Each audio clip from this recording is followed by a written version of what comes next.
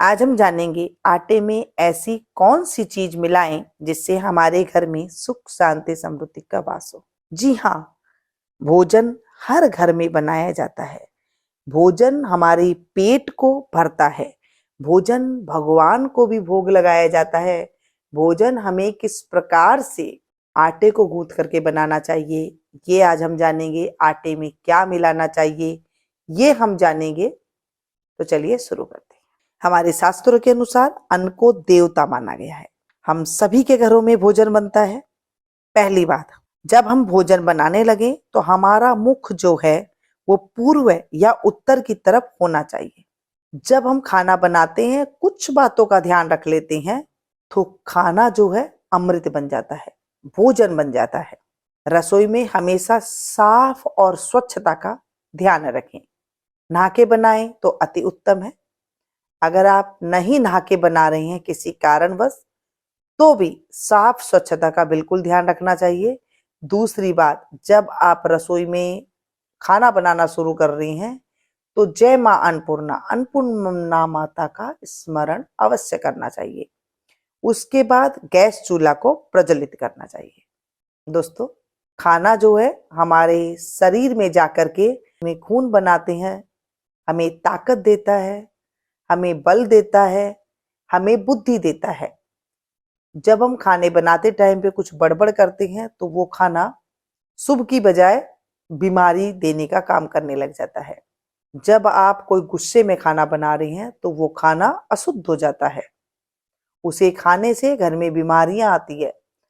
वो एक बार में तो नहीं पता चलेगा, जब आप अक्सर डेली इस तरह से खाना बनाएंगे तो आप देखेंगे कुछ ही दिनों में घर में बीमारियां, कलह, कलेश शुरू हो जाते हैं।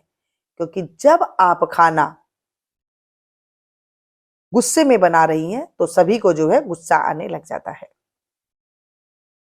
कई महिलाएं या पुरुष भाई जो भी खाना बना रहे हैं या खाना बनाने के लिए कोई मैड आती है, आपको एक चीज का ध्यान रखना है, उस टाइम पे एकदम शांत मन से खाना बनाना चाहिए। साफ स्वच्छता का ध्यान रखना चाहिए। कई महिलाएं क्या करती है, आलस के चक्कर में दोनों टाइम का आटा एक साथ ही गूंद लेती हैं। वो एक बार खाना खा लिया आपने वो तो ठीक है, लेकिन जब दूसरे टाइम खाना बनता है तो वो रोटी में वो बात नहीं होती है, वो ताकत नहीं होती है, वो सुख नहीं होता है जो हम चाहते हैं। आज हम चक्की पर पिसवा करके आटा कई दिनों तक इस्तेमाल कर लेते हैं। पहले क्या होता था, ताजा पिसता था आटा और ताजा ही हम बना करके खाते थे, क्योंकि फ्रिज वगैरह हुआ नहीं करती थी। अगर कुछ साल पहले जाते हैं तो उस टाइम पर भी जो है हर घर में फ्रिज नहीं हुआ करती थी।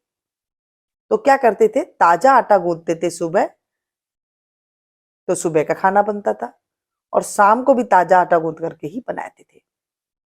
अगर आटा बच भी जाता था तो उसकी रोटियां बना करके रख देते थे। बासे आटे की बजाय अगर आप बासी रोटी खा लेते हैं तो उसके फायदे अनेक है, लेकिन अगर आप बासे आटे की रोटी बनाते हैं तो उनके नुकसान बहुत है।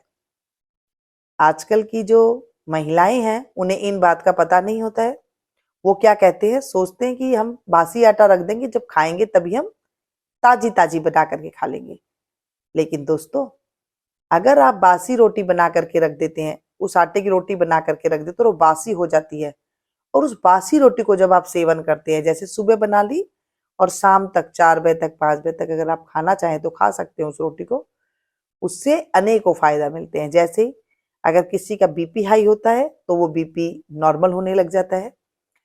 कोई पेट में गैस एसिडिटी बनती है वो नॉर्मल होने लग जाती है। बासी रोटी के अनेकों फायदा है। हमने तो बचपन में खूब खाई है। आप लोगों में से भी कई लोगों ने खाई होगी, या फिर आपके जो बुजुर्ग है घर में, बड़े बूढ़े हैं, उन्होंने भी खाई होगी। तो आपने देखा होगा उनके इतनी जो है कोई बीमारियां नहीं हुई होगी और उनके पेट का जो पाचन तंत्र है वो अच्छा होगा।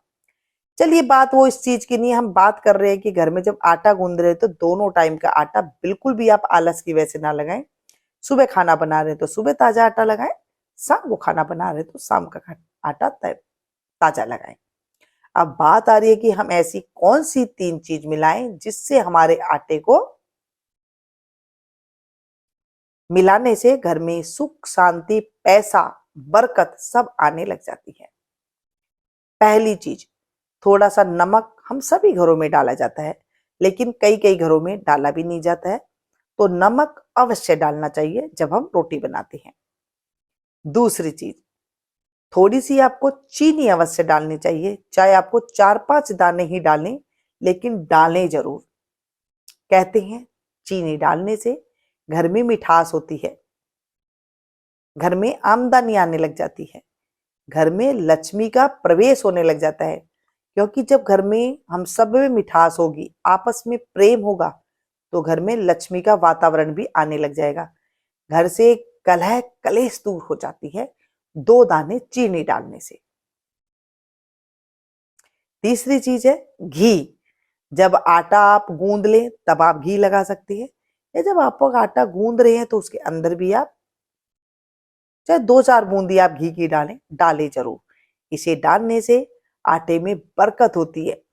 घर में अगर आपका कोई काम नहीं बन रहा है, आप ये हफ्ते 15 दिन करके देखिए, आपको कहीं से न कहीं से भगवान रास्ता जरूर दिखाएगा। क्योंकि हर चीज जो ये 3 से 4 चीज है डालते हैं, फिर पानी के साथ आप इसे गूंद लें।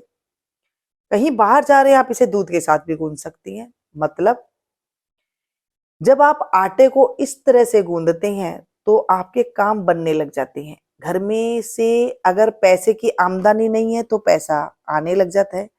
घर में कोई दुख तकलीफ है तो वो दूर होने लग जाती है। घर में अगर कलह कलेश है तो वो दूर होने लग जाता है।